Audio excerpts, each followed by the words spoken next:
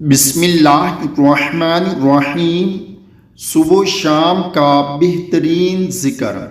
حضرت ابو ہریرہ رضی اللہ تعالی عنہ فرماتے ہیں کہ رسول اللہ صلی اللہ علیہ وآلہ وسلم نے ارشاد فرمایا، جو شخص صبح کو اور شام کو سبحان اللہ و بحمدہ سبحان اللہ وبحمدہ 100 مرتبہ کہے، قیامت کے دن اس سے بہتر کوئی عمل لے کر نہ آئے گا مگر جو اتنا ہی یا اس سے زیادہ کہے۔